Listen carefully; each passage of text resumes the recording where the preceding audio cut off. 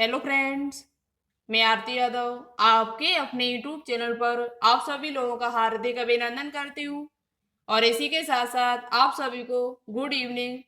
तो जैसा कि आप सभी को मालूम है, हमने आपके लिए एक न्यू चैप्टर स्टार्ट किया था जिसका नाम है क्लासिफिकेशन ऑफ लिविंग ऑर्गेनिज्म, यानी कि जीव जगत का वर्गीकरण।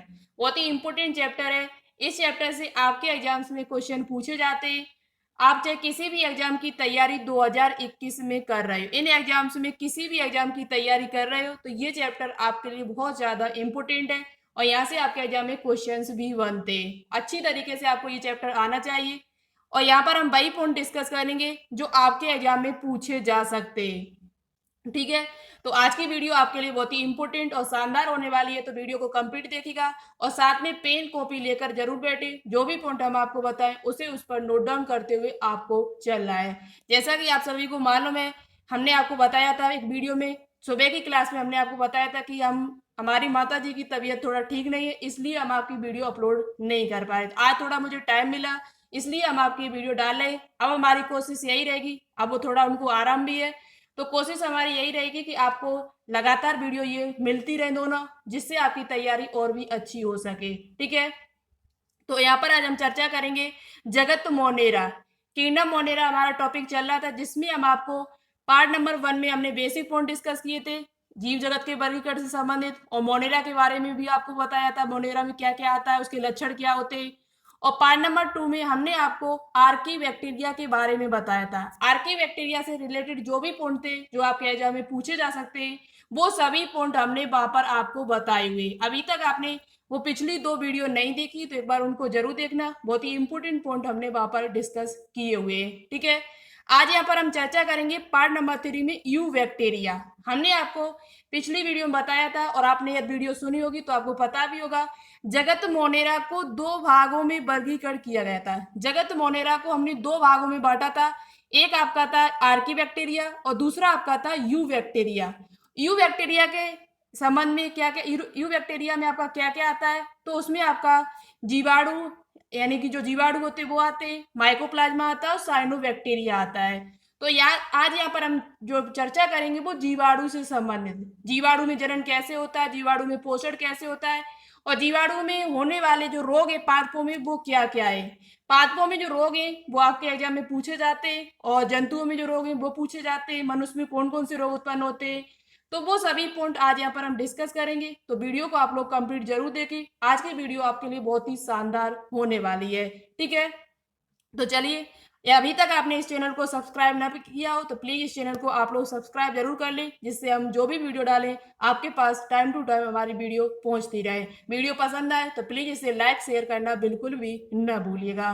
तो चलिए स्टार्ट करते हैं आज की वीडियो को, और कॉपी पेन लेकर आप लोग जरूर बैठे, जो भी पॉइंट हम आपको बताए उसे उस पर नोट डाउन करते हुए आप लोग चलें। ठीक है, तो चलिए शुरू करते हैं आज की वीडियो।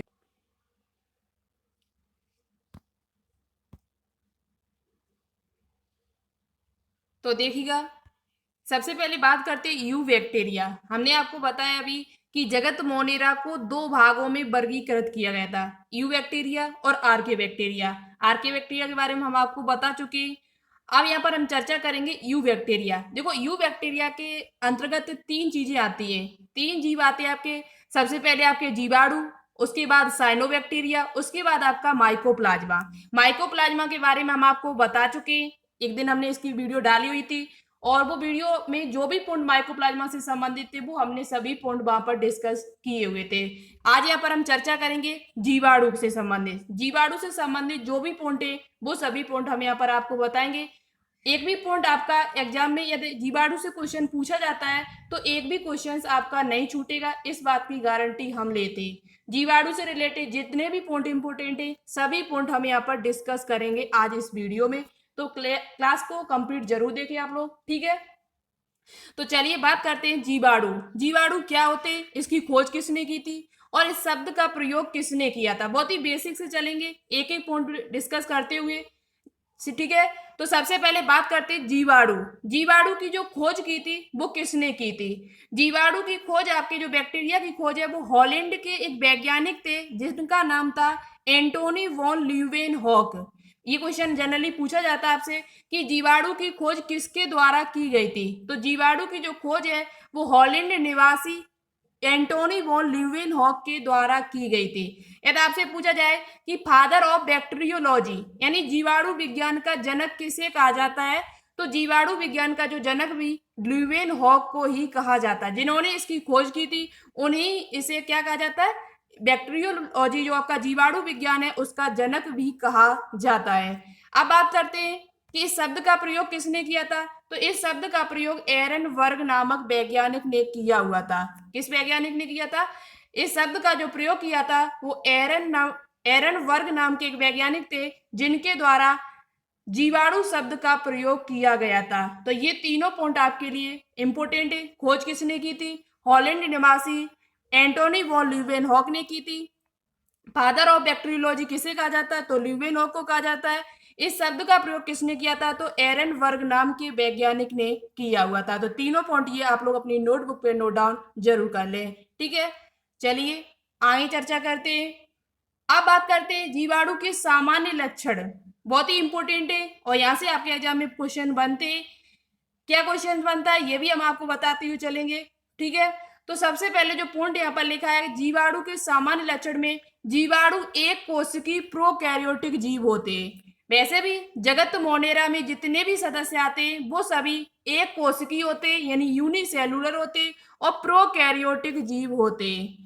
जगत मोनेरा में जितने भी जीव आते हैं, चाहे आपका साइनोबैक्टीरिया हो, चाहे माइकोप्लाज्मा हो, चाहे आपका जीवाणु हो, जितने भी जीव आते हैं इसमें जो भी जीव होंगे वो सभी एक कोशिकीय होते हैं और प्रोकैरियोटिक जीव होते हैं। ये पॉइंट आपके लिए वेरी इंपॉर्टेंट है और ये आपके एग्जाम में पूछा भी जाता है आपसे। ठीक है, तो ये पॉइंट अच्छे से याद कर लेना कि जगत मोनेरा में जितने भी सदस्य या जीवाणु पर चर्चा की या जीवाणु की बात की जाए तो ये सभी एक कोशिकीय होते और प्रोकैरियोटिक जीव होते। ठीक है, दूसरा पॉइंट हमारा लिखा हुआ है जीवाणु कोशिका में वास्तविक केंद्रक नहीं होता है परंतु डीएनए तथा आरएनए मिलते हैं। यदि आपसे ये पूछा जाए कि जीवाणु में क्या केंद्रक पाया जाता है, तो केंद्रक वैसे भी नहीं हो क्योंकि इसकी जो कोशिका होती है वो कैसी होती है? प्रोकैरियोटिक होती है।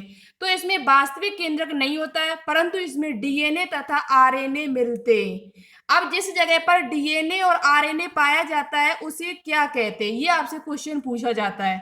जीवाणु के केंद्रक को क्या कहा जाता है? केंद्रक तो नहीं होता है लेकिन फिर भी उसका जो डीएनए और आरएनए जिस जगह पर है, जिस स्थान पर पाया जाता है उसे क्या कहा जाता है? ये क्वेश्चंस आपके एग्जाम में पूछा जाता है। तो चलिए आगे डिस्कस करते हैं।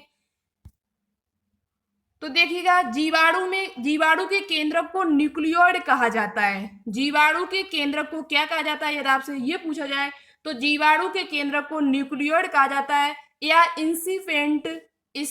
इंसिपिएंट न्यूक्लियस या जीनोफोर के नाम से जाना जाता है। इसके तीन नाम है, जीवाणु के केंद्रक को न्यूक्लियोइड कहा जाता है या इंसिपिएंट न्यूक्लियस या जीनोफोर के नाम से जाना जाता है। जीवाणु का जो डीएनए होता है या आरएनए जो होता है वो जिस स्थान पर होता है उसे ही न्यूक्लियोइड कहा जाता है, जैसा कि आपको इस फिगर में दिखाई दे रहा होगा। थोड़ा हम इसे जूम कर रहे हैं जिससे और आसानी से आपको दिखाई दे। तो देखो जीवाणु का जहां पर डीएनए पाया जाता है उस स्थान को क्या कहा जाता है? न्यूक्लियोइड कहा जाता है। इसे कई नामों से जाना जाता है जैसे जीनोफोर भी इसे कहा जाता है। अब बात करते हैं कि जीवाणु जो आपका होता है उसमें कितनी परतें पाई जाती है। तो देखो आपको फिगर में दिखाई दे रही है उसकी तीन परतें उसके अंदर होती है। कितनी परतें होती? तीन लेयर इसमें पाई जाती है। इसमें कोशिका भित्ति भी होती है। जो कोशिका भित्ति होती है वो किसकी बनी होती है? तो पेप्टिडोग्लाइकेन की बनी होती है। ये पॉइंट आपके एग्जाम में पूछा जाता है कि जीवाणु की कोशिका भित्ति किसकी बनी होती है? तो ये पेप्टिडोग्लाइकेन की बनी होती है। ठीक है, सेल वॉल यानी कोशिका भित्ति इसमें होती है और इसमें आपका राइबोसोम भी पाया जाता है और बाकी के कोशिकांग इसमें नहीं पाए जाते, लेकिन इसमें राइबोसोम जो होता है वो आपका पाया जाता है, जो कैसा होता है? झिल्ली रहित होता है। इसके ऊपर कोई मेम्ब्रेन नहीं पाई जाती है। इसके ऊपर कोई भी मेम्ब्रेन नहीं पाई जाती है। और जो जीवाणु होता है उसमें प्लाज्मिड पाया जाता है। प्लाज्मिड क्या होता है ये भी हम अभी आगे चर्चा करेंगे। और इसमें फ्लैंजिलम होता है, कसाब जिसे कहते हैं, जिसके द्वारा ये गति करता है। और साथ ही साथ इसमें साइटोप्लाज्म भी पाया जाता है। प्लाज्मा मेम्ब्रेन भी होती है, सेल वॉल होती है और स्लाइम लेयर होती है। स्लाइम लेयर क्या होती है ये भी हम आगे चर्चा करेंगे। और ये कैसी सेल है, तो ये एक प्रकार की प्रोकैरियोटिक सेल होती है। तो यहाँ पे आपको क्या याद करना है अच्छे तरीके से, कि जीवाणु का जो डीएनए होता है जिस स्थान पर पाया जाता है जीवाणु के अंदर, उसे क्या कहा जाता है, उसे किस नाम से जाना जाता है, तो उसे न्यूक्लियोइड के नाम से जाना जाता है। जीवाणु में जिस जगह पर डीएनए या आरएनए पाया जाता है उस स्थान को क्या कहा जाता है, तो उसे आपका क्या कहा जाता है, न्यूक्लियोइड कहा जाता है, या जीनोफोर के नाम से भी जाना जाता है। ये तीन नाम है, तीनों आपको अच्छे से याद कर लेने हैं, ठीक है। अब बात करते हैं, हमने आपको यह भी बताया कि जीवाणु में गति करने के लिए फ्लैंजिलम होता है जो उसकी गति करने में सहायक होता है। इसमें तीन परतें पाई जाती है और तीनों परतों के बारे में अभी हम यहाँ पर आगे चर्चा करेंगे, ठीक है। चलिए तो नेक्स्ट पॉइंट देखते हैं। ये पॉइंट आपको अच्छे से समझ में आ गया होगा कि जीवाणु के केंद्र को क्या कहा जाता है, तो जीवाणु के केंद्र को न्यूक्लियोइड कहा जाता है। क्या कहा जाता है, न्यूक्लियोइड कहा जाता है, या जीनोफोर के नाम से इसे जाना जाता है। आगे बात करते हैं, जीवाणु जो होता है इसकी कोशिका में माइटोकॉन्ड्रिया की जगह पर मीसोसोम पाया जाता है। इनकी कोशिका में क्या होता है, माइटोकॉन्ड्रिया तो होती नहीं है। हमने आपको बताया जो प्रोकैरियोटिक जीव होते हैं उनमें राइबोसोम के अलावा कोई भी कोशिकांग नहीं पाया जाता है। जितने भी कोशिकांग हमारी, जैसे जंतु की कोशिका की बात कर ली जाए तो उसमें सभी कोशिकांग होते हैं, माइटोकॉन्ड्रिया होता है, हर तरह पाया जाता है जो पौधों की कोशिका होती है, और आपका गोल्गी काय होता है। लेकिन इसमें ओनली राइबोसोम पाया जाता है, वो भी झिल्ली रहता होता है, कोई भी मेम्ब्रेन उसके ऊपर नहीं पाई जाती है, ठीक है। इनकी कोशिका में माइटोकॉन्ड्रिया की जगह पर क्या पाया जाता है, तो मीसोसोम होता है। यही ऊर्जा का काम करता है, यही श्वसन का काम करता है। जीवाणु को जो ऊर्जा प्रदान करता है वो कौन करता है, मीसोसोम करते हैं, ठीक है। तो आपसे पूछा जा सकता है कि जीवाणु की कोशिका में या जगत मोनेरा में माइटोकॉन्ड्रिया की जगह पर क्या पाया जाता है जो उसे ऊर्जा देने का काम करता है, तो वो आपका मीसोसोम होता है, ठीक है। इनके डीएनए में हिस्टोन प्रोटीन नहीं मिलती है। इनका जो डीएनए होता है उसमें हिस्टोन प्रोटीन नहीं पाई जाती है, बल्कि नॉन हिस्टोन प्रोटीन होती है। यानी कि वैसे देखा जाए तो जो गुणसूत्र होते हैं वो किसके बने होते हैं, डीएनए और हिस्टोन प्रोटीन के बने होते हैं। लेकिन जीवाणु की जो कोशिका होती है उसमें डीएनए में हिस्टोन प्रोटीन नहीं मिलती है। एक पॉइंट यहाँ पर इंपॉर्टेंट है, पूछा जा सकता है आपसे कि सबसे बड़ा जीवाणु का नाम बताइए। सबसे बड़ा जीवाणु कौन सा होता है, तो उसका नाम है बैगिया वेगिया टोया मिराविलस। बैगिया टोया मिराविलस ये सबसे बड़ा जीवाणु है। सबसे बड़े जीवाणु की यदि आपसे बात की जाए तो एक जीवाणु है वेगिया टोया मिराविलस। इस पॉइंट को अच्छे से नोटबुक पे नोट डाउन कर लेना। पूछा जा सकता है आपसे कि सबसे बड़ा जीवाणु का नाम बताइए, तो आप बता सकते हो, ठीक है। तो ये जो ऊपर वाला पॉइंट है इसे अच्छे से याद करना। ये पॉइंट आपसे पूछा जाता है कि जगत मोनेरा में माइटोकॉन्ड्रिया की जगह पर क्या पाया जाता है जो उसके ऊर्जा का काम करता है, तो वो आपका क्या होता है, मीसोसोम होता है, ठीक है। चलिए नेक्स्ट पॉइंट पर चर्चा करते हैं। अब बात करते हैं बैक्टीरिया की शेप। बैक्टीरिया की जो शेप है, बैक्टीरियल जो शेप है उसका आकार, जीवाणु का आकार कितने प्रकार का होता है, जीवाणु आकार के हिसाब से कितने भागों में बांटे गए हैं। तो देखो जीवाणु जो उनके आकार के हिसाब से देखा जाए तो इन्हें चार भागों में बांटा गया है। कितने भागों में बांटा गया है, चार भागों में। आकार के हिसाब से जब इनको देखा जाए तो इन्हें चार भागों में बांटा गया है, कोकस, बेसिलस, सर्पिल या कुंडलित, कोमा आकार के। कोकस आकार का होता है, कोकस प्रकार के जो होते हैं वो गोलाकार होते हैं। आपसे पूछा जा सकता है कि जो कोकस प्रकार के जीवाणु होते हैं उनका आकार कैसा होता है, तो वो आपका गोलाकार होता है। किस प्रकार का होता है, राउंड शेप होता है, गोलाकार होता है। जबकि बेसिलस जो होते हैं, जितने भी बेसिलस होते हैं वो सभी कैसे होते हैं, छड़ी के आकार के होते हैं। जिस प्रकार से छड़ी होती है उसी प्रकार के ये होते हैं। किस प्रकार के होते हैं, छड़ी के आकार के ये होते हैं। जबकि कोकस जो होते हैं वो आपके गोला होते हैं, ठीक है। कोकस जो होते हैं, कोकस प्रकार के जो जीवाणु होते हैं वो कैसे होते हैं, गोलाकार होते हैं, ठीक है। और बात करते हैं सर्पिल या कुंडलित कैसे होते हैं, तो जिनका आकार सर्पिल होता है, कुंडलित जिनका आकार कैसा होता है, जिनका आकार सर्पिल होता है, जो जीवाणु सर्पिल या हेलिकल आकार के होते हैं उनको क्या कहा जाता है, सर्पिल जीवाणु कहा जाता है। चौथा आपका है कोमा आकार का। कोमा आकार के जो जीवाणु होते हैं वो कौन से होते हैं, तो जिनका आकार कोमा की तरह होता है उनको क्या कहा जाता है, कोमा जीवाणु कहा जाता है। जैसे कि विब्रियो कॉलेरी, जो हैजा का जीवाणु होता है उसका जो आकार होता है वो कोमा के आकार का होता है। यदि आपसे पूछा जाए कि विब्रियो कॉलेरी जो जीवाणु है उसका आकार किस प्रकार का होता है, तो उसका आकार आपका कोमा के आकार का होता है। कैसा होता है? कोमा के आकार का उसका आकार होता है। और उसका नाम क्या है आपका? विब्रियो कॉलेरी, जो हैजा को फैलाने में काम करता है। हैजा को फैलाने वाला जो जीवाणु है वो आपका क्या होता है? Vibrio cholerae. ठीक है। तो कितने प्रकार के इनकी आकार यदि देखा जाए जीवाणुओं का, तो 4 प्रकार के होते हैं।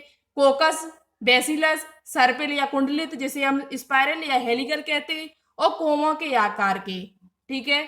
तो ये पॉइंट आप सभी नोटबुक पे नोट डाउन कर लेना, बहुत ही इंपोर्टेंट पॉइंट है चारों।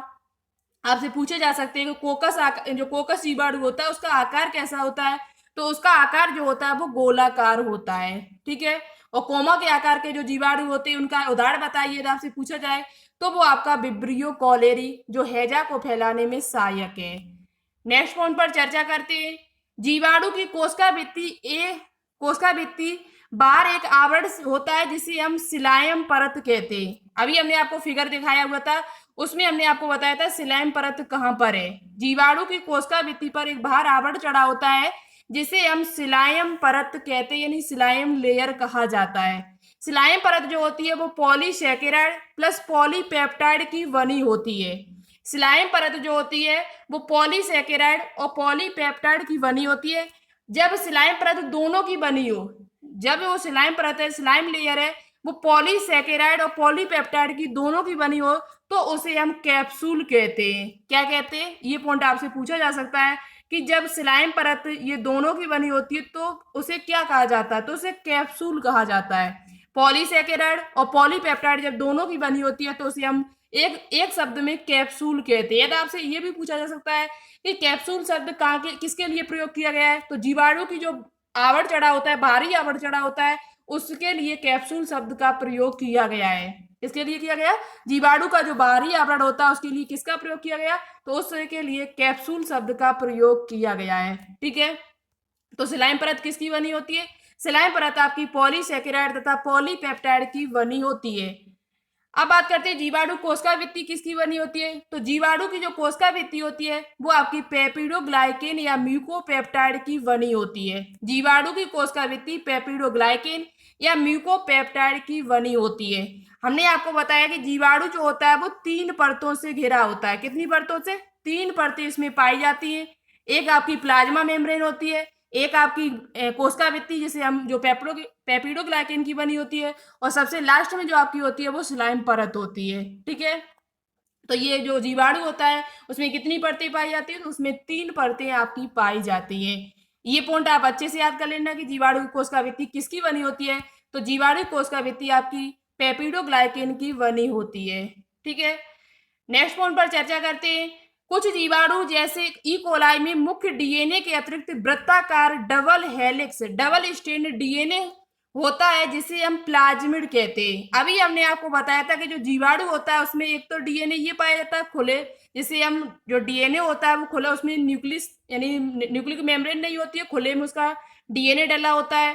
उसके बाहर क्या होता है? न्यूक्लिक मेम्ब्रेन नहीं पाया जाता, न्यूक्लियस ही नहीं है, केंद्र की ही नहीं है, तो न्यूक्लिक मेम्ब्रेन कहाँ से होगी, केंद्र झिल्ली कहाँ से आएगी। तो और उसके अलावा एक इसमें और डीएनए होता है, एक वृत्ताकार डबल स्ट्रैंड डीएनए होता है जिसे हम प्लाज्मिड कहते हैं। इस डीएनए के अतिरिक्त एक डीएनए और इसमें एक और पाया जाता है जिसे हम क्या कहते हैं? प्लाज्मिड कहा जाता है। तो पूछा जा सकता है आपसे कि डीएनए के अतिरिक्त वृत्ताकार डबल स्ट्रैंड डीएनए होता है, उसे क्या कहा जाता है? जीवाणु के अंदर एक डीएनए के अतिरिक्त वृत्ताकार यानी गोलाकार डबल स्ट्रैंड डीएनए पाया जाता है, उसे क्या कहा जाता है, उसे किस नाम से जाना जाता है, तो उसे प्लाज्मिड कहा जाता है। वेरी वेरी इंपॉर्टेंट पॉइंट है, और ये आपके एग्जाम में आपसे पूछा भी जाता है और पूछा भी गया कई बार। तो ये आपसे पूछा जाएगा कि प्लाज्मिड जो होता है वो किस प्रकार का डीएनए है। तो प्लाज्मिड जो होता है वो वृत्ताकार डबल स्ट्रैंड डीएनए होता है, वृत्ताकार होता है, और वो भी कैसा होता है? डबल स्ट्रैंड होता है। आपसे ऐसे पूछा जा सकता है कि डबल स्ट्रैंड होता है या सिंगल स्ट्रैंड होता है, तो आप बताओगे ये डबल स्ट्रैंड होता है, दोहरी यानी दोहरा कुंडलित होता है। कैसा होता है? डबल स्ट्रैंड दोहरी कुंडलित होता है। ठीक है। चलिए नेक्स्ट पॉइंट पर चर्चा करते हैं अब। तो जो भी पॉइंट हम आपको बताएं प्लीज आप लोग नोटबुक पे नोट डाउन करते हुए चलें, जिससे आपको ये चीजें अच्छे से समझ में आए। आप देखो एक पॉइंट यहाँ पर और पूछा जाता है, अभी आप जब हम जीवाणु में जनन डिस्कस करेंगे तो आपको इस पॉइंट की आवश्यकता पड़ेगी, फिर आपको वापस समझ में नहीं आएगा। तो यहाँ पर इसे अच्छे से समझ लेना। थोड़ा हम यहाँ पर एक दो पॉइंट डिस्कस करेंगे इस चित्र की सहायता से, जिसे आप अच्छे से समझ लेना। ये आपका यहाँ पर लिखा है पिलई एंड फिम्बरी। पिलई एंड फिम्बरी पूछा जाता है कि पिलई जो होते हैं वो कहाँ पर पाए जाते हैं, किस जीव में पाए जाते हैं। तो पिलई जो होते हैं वो आपके जीवाणु में पाए जाते हैं जो सेक्स यानी लैंगिक जनन में सहायक होते हैं। इनमें लैंगिक जनन तो होता नहीं, अलैंगिक जनन होता है, लेकिन ये जो होते हैं पिलई जो होते हैं वो इसके क्या होते हैं, लैंगिक जनन की तरह कार्य करते हैं। और ये आपका क्या होता है, फिम्बरी होते। ये आपके जो दोनों है वो फ्लैजिला होते हैं। फ्लैजिला क्या है, इसे हिंदी में कसाब कहा जाता है। क्या कहा जाता है, कसाब कहा जाता है, जो गति करने में सहायक होते हैं। और ये आपको जो संरचना दिखाई दे रही है चारों तरफ, ये आपका फिम्बरी होता है। क्या होता है, फिम्बरी। तो देखो जो पिलई तथा फिम्बरी है वो जीवाणु में पाए जाते हैं। कुछ जातियों में फ्लैजिला के अलावा कोशिका भित्ति में अनेक सूक्ष्म रोम उपांग पाए जाते हैं निकलते, जिन्हें हम क्या कहते हैं, फिम्बरी कहते हैं। क्या कहते हैं, फिम्बरी। और ये प्रोटीन के बने होते हैं। जो ये फिम्बरी होते हैं वो किसके बने होते हैं, प्रोटीन के बने होते हैं। तो यहाँ पर आपको ओनली इतनी चीज याद करनी है कि जीवाणु के अंदर क्या क्या पाया जाता है। तो जीवाणु के अंदर फिलई पाया जाता है, फिम्बरी पाए जाते हैं। उसके साथ साथ जो बड़ी संरचना में आपको ये दिखाई दे रहा है, ये इसके फ्लैजिला है जो इसे गति करने में सहायक होते हैं। और ये किसके बने होते हैं, तो ये सभी प्रोटीन के बने हुए होते हैं। ठीक है। पिलई का काम क्या होता है ये अभी आगे हम डिस्कस करेंगे जब आपको जीवाणु में जनन बताएंगे इसका काम क्या है, क्या काम ये करता है जीवाणु के अंदर। तो चलिए आगे पॉइंट पर डिस्कस करते हैं। तो ये चित्र आपको याद रखिए दिमाग में थोड़ा, जिससे आपको ये तीनों चीजें याद रहे। ठीक है। अब बात करते हैं जीवाणु में पोषण, न्यूट्रिशन और बैक्टीरिया। जीवाणु में पोषण किस प्रकार से होता है, तो देखो जीवाणु में जो पोषण होता है वो दो प्रकार से होता है। स्वपोषी भी होते हैं ये, ऑटोट्रॉप्स भी होते हैं, और विषम पोषी यानी हेट्रोट्रॉफिक भी होते हैं। विषम पोषी जीवाणु होते हैं कुछ, और कुछ जीवाणु जो होते हैं वो स्वपोषी होते हैं। अब देखो स्वपोषी में बात करते हैं, तो स्वपोषी जो होते हैं वो आपके दो प्रकार से, स्वपोषी जीवाणु जो होते हैं वो दो प्रकार के होते हैं। एक आपका होता है प्रकाश संश्लेषी जीवाणु, प्रकाश संश्लेषी फोटोसिंथेटिक, प्रकाश संश्लेषी, प्रकाश संश्लेषी जीवाणु होता है। यहाँ पर आप अपनी नोटबुक में नोट डाउन कर लेना, हम यहाँ पर पीडीएफ में लिख के नहीं लाए, इसलिए आपसे बोले कि आप लोग अपनी नोटबुक में नोट डाउन करते हुए चले, हम यहाँ लिखते हुए चलेंगे, आप अपनी कॉपी पर लिखते हुए चले। जो भी पॉइंट अब हम आपको बताएं उसे नोटबुक पे नोट डाउन करते हुए चले, क्योंकि हम पीडीएफ कुछ आपकी थोड़ा बना नहीं पाए, हम बोलते हुए चलेंगे, आप लोग लिखते हुए चलना। ठीक है। वही पॉइंट बताएंगे जो आपके एग्जाम्स के लिए इंपॉर्टेंट है, वे फालतू पॉइंट हम यहाँ पर कोई भी डिस्कस नहीं करेंगे, आपका टाइम बर्बाद बिल्कुल भी नहीं करेंगे। ठीक है। तो देखो स्वपोषी जीवाणु जो होते हैं वो दो प्रकार के होते हैं। एक आपका होता है प्रकाश संश्लेषी जीवाणु, और दूसरा आपका जो होता है वो रसायन संश्लेषी जीवाणु। कुछ जीवाणु जो होते हैं वो प्रकाश की सहायता से अपना भोजन बनाते हैं। स्वपोषी का मतलब क्या होता है, जो स्वयं अपना भोजन प्राप्त करे, स्वयं अपना भोजन बनाए, उन्हें क्या कहा जाता है, स्वपोषी कहा जाता है, ऑटोट्रोपिस कहा जाता है। तो कुछ जीवाणु जो होते हैं वो प्रकाश की सहायता से भोजन प्राप्त करते हैं, फोटोसिंथेटिक से। और कुछ जीवाणु जो होते हैं वो रसायन की यानी रसायन केमिकल की सहायता से अपना भोजन बनाते हैं। तो रसायन संश्लेषी जीवाणु होते हैं और फोटोसिंथेसिस जीवाणु, यानी कि प्रकाश संश्लेषी जीवाणु, और दूसरा जो आपका होता है वो रसायन संश्लेषी जीवाणु होते हैं। अब देखो प्रकाश संश्लेषी जीवाणु कौन सा होता है, तो जो आपका साइनोबैक्टीरिया है वो अपना भोजन स्वयं प्रकाश की सहायता से बना लेता है, क्योंकि उसमें क्लोरोफिल पाया जाता है, तो उसे प्रकाश संश्लेषी जीवाणु कहा जाता है। प्रकाश संश्लेषी जीवाणु के हिसाब से उदाहरण पूछा जाए तो आप क्या बताओगे, साइनोबैक्टीरिया, जिस पर हम चर्चा नेक्स्ट वीडियो में करेंगे। उससे संबंधित बहुत ही इंपोर्टेंट पॉइंट आपके एग्जाम में पूछे जाते हैं, वो सभी पॉइंट हम आपको नेक्स्ट वीडियो में लेकर आएंगे पार्ट नंबर 4 में। ठीक है। अब बात करते हैं रसायन संश्लेषी कौन कौन से होते हैं। तो रसायन संश्लेषी में आपके नाइट्रोसोमोनास आता है और नाइट्रोवेक्टर आता है। नाइट्रोसोमोनास और नाइट्रोवेक्टर जो ये जो जीवाणु होते हैं वो रसायन संश्लेषी होती है, रसायन की सहायता केमिकल से अपना भोजन प्राप्त करते हैं। ठीक है। तो जीवाणु आपको पता चल गया, वो स्वपोषी होती है और विषम पोषी होती है। स्वपोषी को दो भागों में बांटा गया, दो प्रकार के होते हैं ये, प्रकाश संश्लेषी जीवाणु और रसायन संश्लेषी जीवाणु। प्रकाश संश्लेषी जीवाणु में आपका साइनोबैक्टीरिया आता है, और रसायन संश्लेषी जीवाणु में आपका क्या आता है, तो रसायन संश्लेषी में आपका सोमोनास आता है, नाइट्रोसोमोनास, और दूसरा आपका जो आता है वो नाइट्रोवेक्टर आता है, नाइट्रोवेक्टर। ठीक है। नाइट्रोवेक्टर आता है। तो ये दोनों नाम अच्छे से आप लोग याद कर लेना। अब बात करते हैं विषमपोषी कौन कौन से होते हैं। तो विषमपोषी को भी दो भागों में बांटा गया है। एक आपका परजीवी होता है, पैरासाइटिस होते हैं, और दूसरे आपके जो होते हैं वो मृतोपजीवी होते हैं। कौन से होते हैं? मृतोपजीवी। मृतोपजीवी होते हैं। तो आपसे पूछा जाए कि विषमपोषी में आपका कौन कौन सा आता है, यानी विषमपोषी का मतलब ऐसे जीवाणु जो दूसरों पर रहकर अपना जीवन व्यतीत करते हैं, वहां से अपना भोजन प्राप्त करते हैं, तो उनको क्या कहा जाए? विषमपोषी कहा जाएगा। तो ये दो, इनको दो भागों में बांटा गया है। जो परजीवी, एक परजीवी होते हैं, एक मृतोपजीवी। जो मरे हुए से अपना भोजन प्राप्त करते हैं उनको क्या कहा जाता है? मृतोपजीवी कहा जाता है, सेफोफाइटस कहा जाता है। और एक आपके होते हैं परजीवी, जो दूसरे जो जीव जीवित होते हैं उनके ऊपर अपना लेकर अपना भोजन प्राप्त करते हैं। जैसे कि जितने भी रोग फैलाने वाले जीवाणु हैं, जितने भी, जैसे साल्मोनेला टाइफी है, ये आपका रोग फैलाता है, तो ये आप पर रहकर आपसे भोजन प्राप्त करता है। तो ये कैसा है? परजीवी है। मृतोपजीवी कौन होते हैं? जो मृत मरे हुए जीवों से अपना भोजन प्राप्त करते हैं, वो क्या कहलाते हैं? मृतोपजीवी कहलाते हैं। तो इनको भी दो भागों में बांटा गया है। अब बात करते हैं यहाँ पर, ये पॉइंट आपके एग्जाम में यहाँ से क्वेश्चंस बनते हैं जीवाणु में जनन से। जीवाणु में जनन से आपके एग्जाम में क्वेश्चंस बहुत अच्छे बनते हैं। तो आप यहाँ पर अच्छे से वीडियो को देखना। वीडियो थोड़ा लंबा होगा लेकिन आपके लिए इंपॉर्टेंट है, ठीक है। जीवाणु में जनन, इनमें जनन अलैंगिक विधियों से होता है। जीवाणुओं में जो जनन होता है वो अलैंगिक विधियों से होता है। ये पॉइंट आप लोग अच्छे से याद कर लें।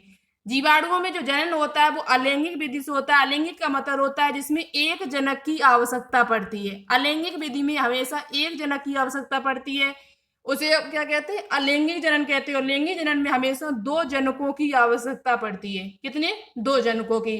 और अलैंगिक जनन से जो उत्पन्न संतान होती है, उत्पन्न संतति होती है, उसे क्या कहा जाता है? तो उसे आपका क्लोन कहा जाता है। ये भी पॉइंट आप लोग याद कर ले अच्छी तरीके से।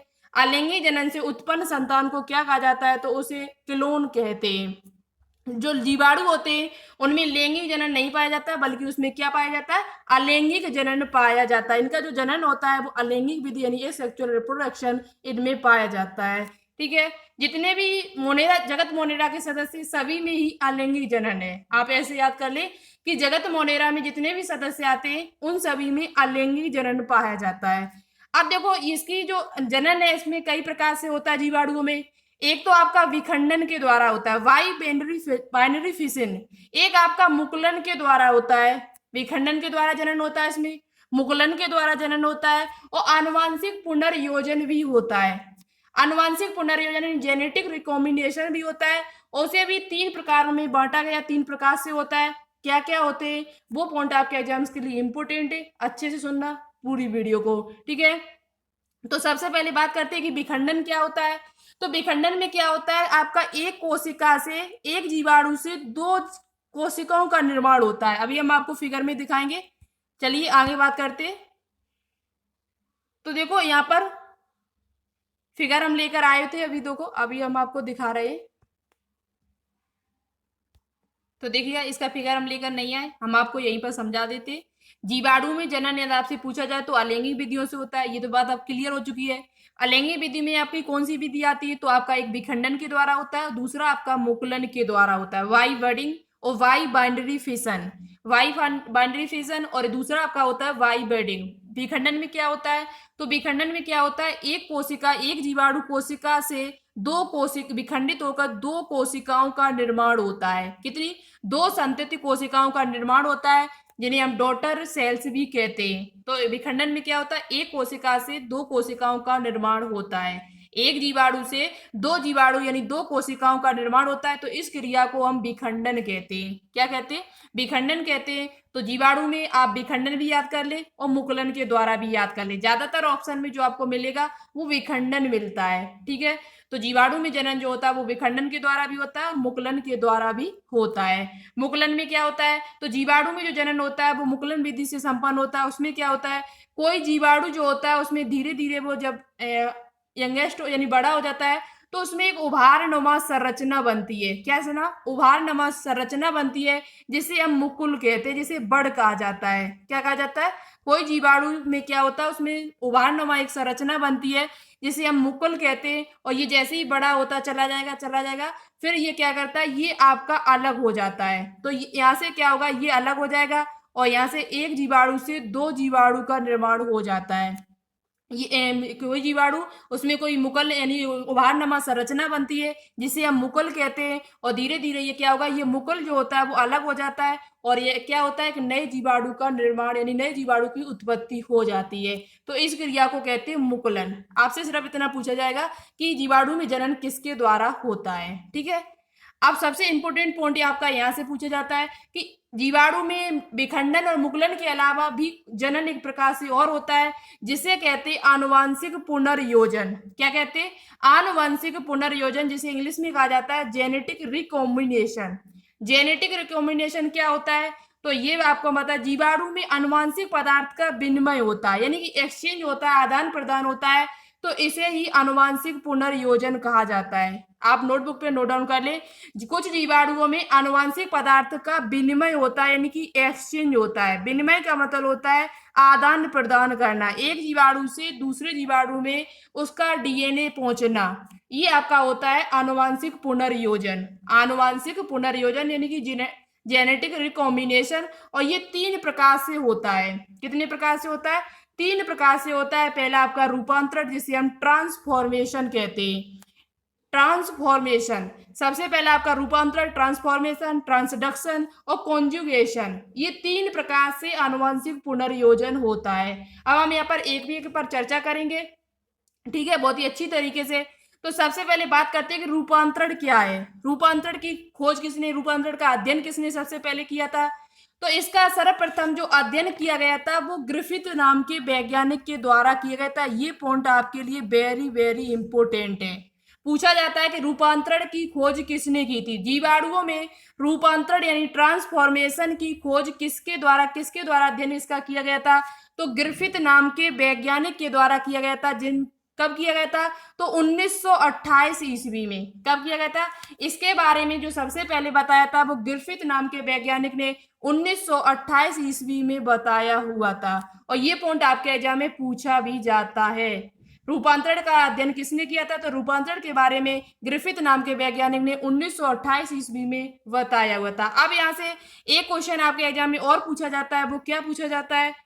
तो एक क्वेश्चन पूछा जाता है कि जीवाणु में जो अध्ययन सबसे पहले किया था वो ग्रिफिथ ने किया था, लेकिन पुनः अध्ययन प्रयोगशाला में फिर किया गया। इसका रूपांतरण जो होता है, ट्रांसफॉर्मेशन जो जीवाणु में होता है, उसका पुनः अध्ययन प्रयोगशाला में फिर किया गया। वो किनके द्वारा किया गया था? ये पॉइंट आपके एग्जाम में पूछा जाता है, तो आप लोग लिखते हुए चले, हम यहाँ पर लिख देंगे। इनका पुनः अध्ययन जो प्रयोगशाला में किया गया था वो 3 वैज्ञानिकों के द्वारा किया गया था। उन वैज्ञानिकों के नाम आपको शायद पता हो, ना पता हो तो आप लोग लिख लेना। सबसे पहले जो वैज्ञानिक है वो एवेरी, दूसरे नाम जो वैज्ञानिक है वो मैक्लियोड नाम के एक वैज्ञानिक थे। 3 वैज्ञानिक के द्वारा ये पुनः अध्ययन इस पर किया गया था। रूपांतरण पर पुनः अध्ययन प्रयोगशाला में इन 3 वैज्ञानिकों के द्वारा किया गया था। सबसे पहले एवेरी, दूसरे मैक्लियोड और तीसरे आपके मैककार्टी। आप लोग नोटबुक पे नोट डाउन कर ले, ठीक है। एवेरी, मैक्लियोड और मैककार्टी नाम के 3 नाम के वैज्ञानिक थे जिन्होंने रूपांतरण पर पुनः अध्ययन किया हुआ था। तो ऐसे क्वेश्चन पूछा जाता है कि जीवाणु में रूपांतरण पर पुनः अध्ययन किसने किया था, किन वैज्ञानिकों के द्वारा किया गया था? तो वो आपका एवेरी, मैक्लियोड और मैककार्टी नाम के वैज्ञानिकों पर ने किया हुआ था। अब बात करते हैं कि रूपांतरण में होता क्या है। रूपांतरण में आपका क्या होता है, इस पर चर्चा करते हैं। तो रूपांतरण देखो, अगर आप समझना चाहते हो अच्छी तरीके से, तो इसमें क्या होता है, जब एक जीवाणु की कोशिका रहित, जब कोई जीवाणु आपका है उसमें, इसमें क्या होता है, जब एक जीवाणु की कोशिका रहित नग्न नेक्ड डीएनए जब होता है, कोई डीएनए कोई कोशिका के अंदर, किसी जीवाणु कोशिका दूसरे जीवाणु में प्रवेश करता है, तो इसमें ग्राही कोशिका में उसके लक्षण प्रकट हो जाते हैं। यानी कि जैसे कोई डीएनए खुला डीएनए है, घूम रहा है, और ये डीएनए इसमें प्रवेश कर जाए, दूसरा जो जीवाणु है उसके अंदर प्रवेश कर जाए, तो इसके लक्षण जो होते हैं वो इसमें प्रकट हो जाते हैं। इसके जो लक्षण होते हैं, जो कोशिका ग्रहण करेगी, जो ग्राही कोशिका होती है, जिस कोशिका में ये डीएनए पहुंचा है, उसी के लक्षण इसमें प्रकट हो जाते हैं। तो इसे कहते हैं रूपांतरण, यानी कि उसमें ट्रांसफॉर्मेशन हो जाता है, उसमें परिवर्तन आ जाता है। रूपांतरण का मतलब क्या है? रूप में अंतर आना, परिवर्तन होना। तो और ये परिवर्तन जो है वो ग्रिफिथ ने अपने प्रयोग के लिए किस जीवाणु का प्रयोग किया था, यदि आपसे ये पूछा जाए तो ग्रिफिथ ने अपने प्रयोग के लिए न्यूमोनोकोकस, जो निमोनिया का जीवाणु होता है, निमोकोकस, निमोकोकस नाम का एक जीवाणु था, उस पर इन्होंने प्रयोग किया हुआ था। किसने? ग्रिफिथ ने। इसमें क्या होता है, जब एक जीवाणु की कोशिका रहित नग्न डीएनए दूसरे जीवाणु कोशिका में प्रवेश कराया जाता है, तो उसमें क्या होता है, उसकी जो ग्राही कोशिका जिसके अंदर ये जीवाणु डीएनए प्रवेश हुआ है, उसमें इसके लक्षण उत्पन्न हो जाते हैं, उसके उसमें ट्रांसफॉर्मेशन हो जाता है, उसमें रूपांतरण आ जाता है। तो इस क्रिया को हम क्या कहते हैं? ट्रांसफॉर्मेशन कहते हैं। और ये सबसे पहले किस में देखा गया था? तो निमोकोकस नाम का एक जीवाणु होता है जो निमोनिया रोग को फैलाता है, उसमें ये चीज देखी गई थी। ठीक है, तो रूपांतरण आपको समझ में आ गया होगा। एक बार हम यहाँ पर बोल देते हैं, जब एक जीवाणु कोशिका रहित नेक्ड डीएनए दूसरे जीवाणु के प्रवेश कराया जाता है, तो इसमें ग्राही कोशिका में उसके लक्षण प्रकट हो जाते हैं, तो इसे ही हम रूपांतरण यानी ट्रांसफॉर्मेशन कहते हैं। ठीक है, अब देखो हम आपको फिगर दिखा देते हैं।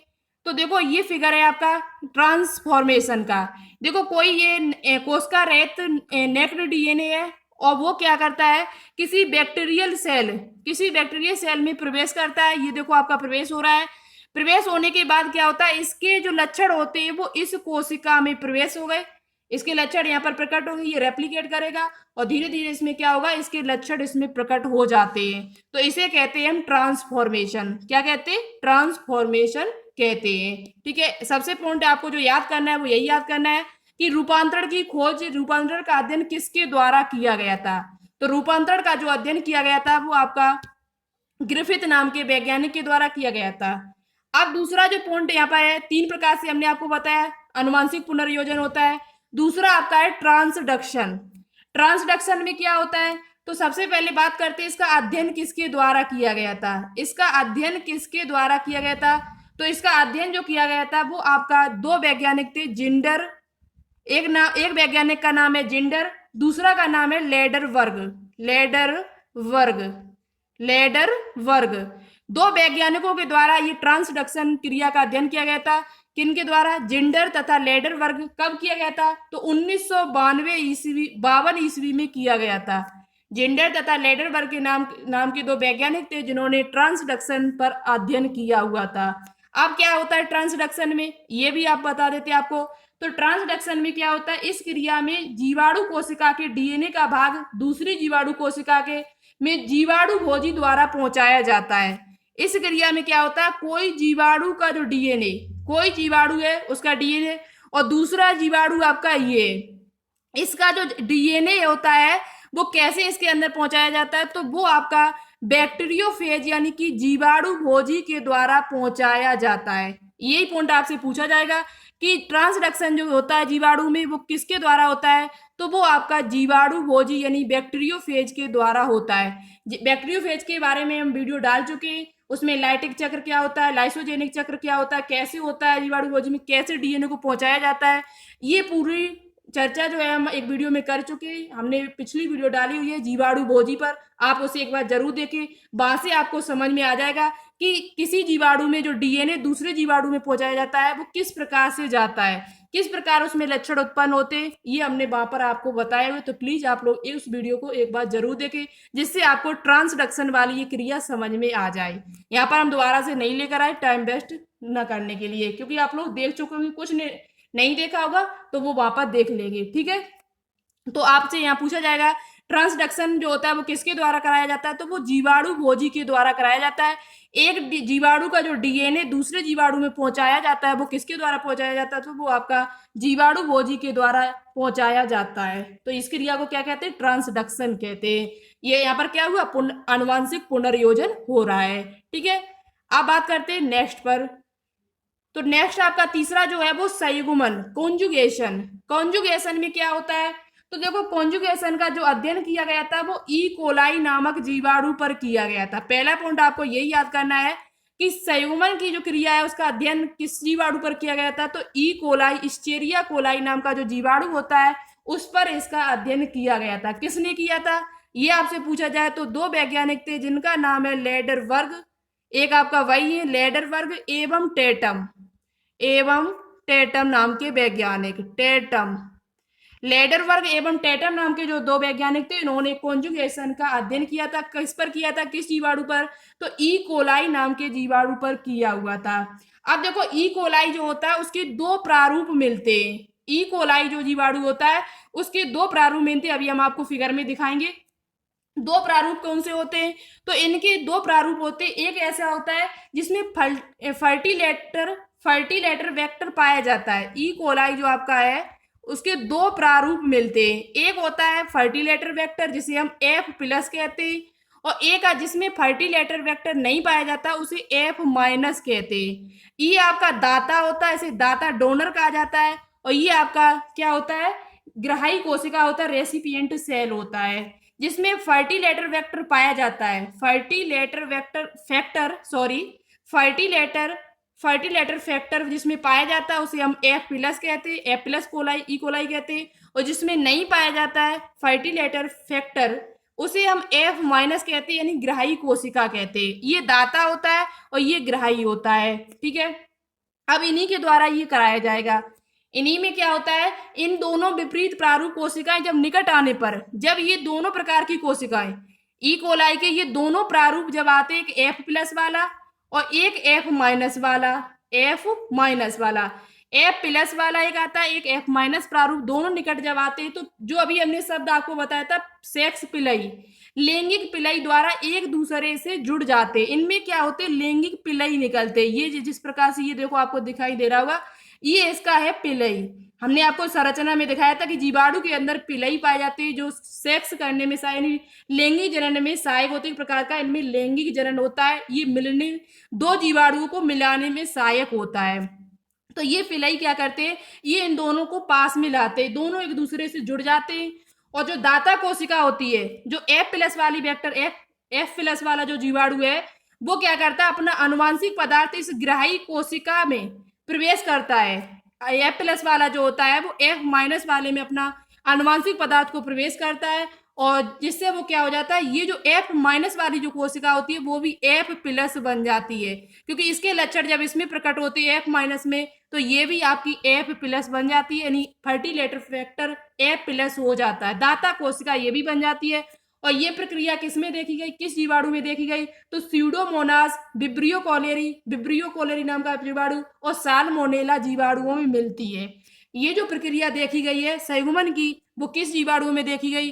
तो ये भी आप लोग अच्छे से याद कर ले कि ये प्रक्रिया आपकी स्यूडोमोनास, विब्रियो तथा साल्मोनेला जीवाणुओं में मिलती है। तो आपको अच्छे से समझ में आ गया होगा कि संयुग्मन क्रिया जो होती है वो ई कोलाई नाम के जीवाणु में पाई जाती है। उसमें देखने को मिली है, उसके दो प्रारूप मिले थे, एक एफ प्लस एक एफ माइनस। जिसमें फर्टिलेटर फैक्टर होता है वो एफ प्लस होता है, जिसमें नहीं पाया जाता वो एफ माइनस होती है। और एफ प्लस जो दाता कोश का पिलई यानी सेक्स पिलई के द्वारा ये आपस में जुड़ जाती है, तो एफ प्लस का जो अनुवांशिक पदार्थ होता है वो एफ माइनस में जाता है और वो उसका एफ प्लस का रूप धारण कर लेती है। तो इस क्रिया को ही हम संयुग्मन कहते हैं। ठीक है, अब हम आपको इसका फिगर दिखाते हैं। देखो आपको ये इधर फिगर दिखाई दे रहा होगा, ये आपकी है क्या, बैक्टीरियल कोई क्रोमोसोम है। हमने आपको बताया था डीएनए पाया जाता है। ये आपका प्लाज्मिड है, डीएनए के अतिरिक्त इसमें प्लाज्मिड भी पाया जाता है जो एक प्रकार का अनुवांशिक पदार्थ है। ये आपकी एफ प्लस सेल है, ये आपकी एफ माइनस सेल है। ये बीच में क्या है, वही आपका कॉन्जुगेशन ट्यूब है जिसे हम सेक्स पिलई कहते हैं। ये आपस में जुड़ जाती है। ये बैक्टीरियल क्रोमोसोम है जो दूसरे वाले का, एफ माइनस वाले का। ये जब दोनों आपस में मिलते हैं तो इनमें replication of transfer F minus factor, यानी इसका जो डीएनए जो प्लाज्मिड होता है वो इसमें प्रवेश करता है, एफ माइनस वाली कोशिका में प्रवेश करता है। और प्रवेश करने के बाद क्या होता है, कॉन्जुगेशन ट्यूब की सहायता से ये जो ट्यूब होती है वो आप अलग हो जाती है। अलग होने के बाद ये जो एफ प्लस है वो दोनों कोशिकाएं जो होती है, एफ माइनस वाली जो कोशिका है वो भी एफ प्लस कोशिका बन जाती है और अलग अलग हो जाते हैं। तो यानी कि एफ प्लस के जो लक्षण थे, जो फीचर थे, वो किस में प्रकट हो गए, एफ माइनस सेल में प्रकट हो गए। इस क्रिया को हम क्या कहते हैं, कॉन्जुगेशन कहते हैं। ठीक है, तो आपको समझ में आ गया होगा कॉन्जुगेशन क्या होता है, इसका अध्ययन किस पर किया गया था और किस वैज्ञानिक के द्वारा किया हुआ था। देखो एफ प्लस के लक्षण किस में प्रकट हो गए, एफ माइनस में प्रकट हो गए, तो इनका क्या हुआ, संयुग्मन हो गया। ठीक है, और ये किसके द्वारा होता है, तो ये जो क्रिया होती है वो सेक्स पिलई के द्वारा संपन्न होती है। ये पॉइंट आपसे पूछा जा सकता है कि कॉन्जुगेशन की क्रिया किसके द्वारा संपन्न हो पाती है, तो वो आपके सेक्स पिलई के द्वारा संपन्न हो पाती है। ठीक है, जो उसमें बहुत ज्यादा सहायक होते हैं। अब बात करते हैं जीवाणुओं द्वारा होने वाले रोग। जीवाणुओं द्वारा कुछ रोग है जो आपको जानना बहुत ज्यादा जरूरी है। जनरली यहाँ से क्वेश्चन आपसे पूछा जाता है, क्या पूछा जाता है कि मनुष्य में जो रोग है वो कौन कौन से हैं? सबसे पहले आपको सभी रोगों के नाम पता होने चाहिए, क्योंकि आपके एग्जाम में जनरली क्वेश्चन पूछ लिया जाता है और आपको पहले से भी बताएं, तो हम यहाँ पर जल्दी जल्दी हम आपको सभी बता देंगे। ठीक है, आप लोग ध्यान से सुनते जाना, इसकी स्क्रीनशॉट ले लेना, आप बाद में उतार भी लेना इसे अपनी कॉपी पर। तो एक आपका हैजा होता है, डिफिथीरिया, क्षय रोग जिसे हम टीबी कहते हैं, यक्षमा नाम से जानते हैं, टिटनेस आपका होता है, निमोनिया आपका होता है, सिफिलिस होता है, और मेनिंजाइटिस होता है जो मस्तिष्क को प्रभावित करता है। ये जो रोग होते हैं आपके कहाँ पर होते हैं? मनुष्य में जीवाणु के द्वारा होते हैं। जीवाणु यानी बैक्टीरिया के द्वारा होने वाले रोग है। अब पैदा कौन सा जीवाणु करता है? तो हैजा की बात की जाए तो विब्रियो कॉलेरी आपका होता है। डिफीथीरिया की बात की जाए तो आपका कोनी बैक्टीरियम डिफीथीरिया ही होता है। क्षय रोग का याद कर लेना अच्छी तरीके से, ये पूछा जाता है तो माइकोबैक्टीरियम ट्यूबरक्लोसिस। माइकोबैक्टीरियम ट्यूबरक्लोसिस जो होता है वो आपका क्षय रोग यानी टीबी को उत्पन्न करता है। टिटनेस का पूछा जाए तो क्लास्ट्रीडियम टिटेनी, टिटेनी से आपको याद हो जाएगा, टिटेनी शब्द आपको मिल जाए तो समझ लेना टिटनेस से संबंधित है। बात की जाए निमोनिया किसके द्वारा होता है, तो निमोनिया आपका स्ट्रेप्टोकोकस निमोनी के द्वारा होता है। सिफिलिस की बात की जाए तो सिफिलिस जो आपका होता है वो ट्रिपोनिमा पैलिडम के कारण होता है। मेनिंजाइटिस किसके द्वारा होता है, तो ये नाइजीरिया मेनिंजाइटिस के द्वारा होता है, जाइटिडिस के द्वारा होता है। ये जो रोग होता है वो मस्तिष्क को प्रभावित करता है। मेनिंजाइटिस जो रोग होता है वो किसे प्रभावित करता है? मस्तिष्क को प्रभावित करता है। और ये किसके द्वारा होता है, तो नाइजीरिया मेनिंजाइटिस के कारण होता है। ठीक है, तो ये रोग आप लोग अच्छे से याद कर लेना और आपकी कॉपी में नोट भी होने चाहिए। नेक्स्ट पॉइंट पर चर्चा करते हैं। नेक्स्ट पॉइंट आपका है जो पौधों में रोग उत्पन्न होते हैं वो किसके कारण होते हैं? ये रोग आप लोग अच्छे से याद कर लेना। पौधों के जो रोग है वो अच्छे से याद कर लेना। कवक में जो रोग उत्पन्न कवक के द्वारा होते हैं, कुछ विषाणु के द्वारा होते हैं। ये रोग आपको कंफ्यूज कर देंगे, तो विषाणु वाले हमने आपको बताए हुए। आज यहाँ पर हम चर्चा करेंगे जीवाणुओं के द्वारा। जीवाणुओं के द्वारा पौधों में जो रोग होते हैं वो आपके जैसे कि सिट्रिस कैंकर जो रोग होता है वो जेंथोमोनास सिट्राई के कारण होता है। सिट्रिस कैंकर का जो रोग होता है वो जेंथोमोनास सिट्राई के कारण होता है। ब्लाइट ऑफ पेडी जो रोग होता है वो आपके जेंथोमोनास ओराइजी, ये धान में पाया जाता है। और आपका क्राउन गॉल है वो आपको एग्रोबैक्टीरियम ट्यूबी फेसियंस के कारण होता है। Angular leaf spot of cotton जो रोग होता है वो आपका जेंथोमोनास मालवेसियस सीरम के कारण होता है। और रिंग रॉट ऑफ पोटैटो जो रोग होता है वो जेंथोमोनास सोलियन एरम के कारण होता है। तो ये रोग आप लोग याद कर लेना। ये नाम भले ही आपको याद ना हो लेकिन आपको ये रोग पता होने चाहिए। Citrus canker, blight of pedi, crown goal, angular leaf spot of cotton और रिंग रॉट ऑफ पोटैटो, ये रोग आपको अच्छे से पता होना चाहिए। एक बार पैदा करने वाले जीवाणु ना याद हो लेकिन रोग आप लोग याद कर लेना, क्योंकि ये रोग आपसे एग्जाम में पूछे जाते हैं। ठीक है, तो यहाँ पर हमारे ये रोग भी कंप्लीट हो चुके हैं। और नेक्स्ट वीडियो आपकी जो आएगी वो साइनोबैक्टीरिया पर आएगी। और यहाँ पर हम यहाँ पर चर्चा जो हमारी जो वीडियो तो जिसमें जो कुछ हमें बताना था, जो इम्पोर्टेंट पॉइंट थे वो सभी हमने आपको बताए पूरे। जो भी पॉइंट आपको समझ में ना आया हो तो आप कमेंट बॉक्स में कमेंट करके पूछ सकते हो। वीडियो थोड़ा लंबा होगा लेकिन जब कोई टॉपिक होता है लंबा तो उससे वीडियो भी लंबा हो जाए तो इससे कोई फर्क नहीं पड़ता है। आप लोग वीडियो को कंप्लीट देखें, एक बार समझ में ना आए तो 2 बार देखें, आपको समझ में पक्का आएगा, गारंटी देते इस बात की हम। ना समझ में आए फिर भी तो आप लोग कमेंट बॉक्स में कमेंट करके हमसे पूछ सकते हो। ठीक है, तो नेक्स्ट वीडियो के लिए आप इंतजार करें, हम जल्दी उस वीडियो को लेकर आएंगे। कोशिश हमारी यही रहेगी कि अब लगातार आपको वीडियो मिलती रहे। ठीक है, तो प्लीज आप इस चैनल को ज्यादा से ज्यादा सपोर्ट करें जिससे आपको लगातार वीडियो मिलती रहे।